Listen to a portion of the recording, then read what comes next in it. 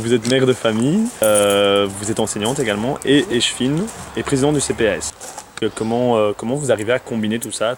C'est une question vraiment d'organisation et puis j'ai la chance d'avoir un mari qui m'aide beaucoup aussi, donc on arrive à concilier ensemble vie de famille, vie privée, vie professionnelle et vie communale.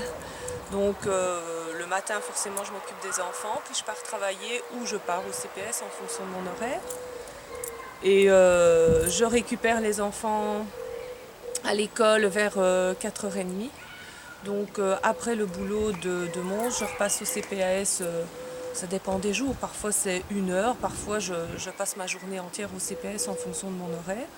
Puis vers 5h, on est tous à la maison en famille et c'est une vie de famille normale, souper, les devoirs des enfants, surtout pour le plus petit, le grand les fait tout seul quand même, quoique il aime bien encore que maman regarde, ou plutôt que maman aime bien vérifier si les devoirs sont faits, on dira plutôt dans ce sens-là.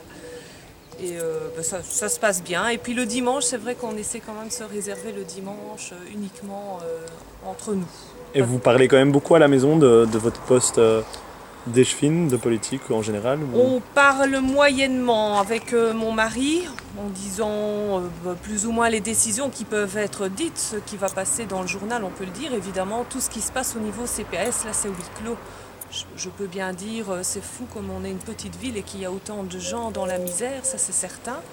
Mais ça ne va pas plus loin parce qu'on ne peut pas commencer à dire un tel ou un tel. Ça c'est sûr qu'il y a un droit de réserve qu'il ne faut pas franchir. C'est vrai que on apprend des choses, on est parfois très très surpris de se dire tiens, telle famille a besoin de ceci, ou telle personne que l'on peut penser être dans le besoin n'ose pas venir chez nous. Et c'est vrai que la fois passée, je disais encore à une maman, mais il faut venir au CPS, il ne faut pas rester comme ça et priver parfois les enfants de loisirs. Donc c'est une famille nombreuse, avec peu de moyens. Et donc c'est vrai que dans ce cas-là, on dit aux gens, il ne faut pas avoir honte de pousser la porte du CPS et de demander une aide, ne fût-ce que pour que les enfants puissent bénéficier d'un abonnement sportif, par exemple. C'est un exemple parmi d'autres.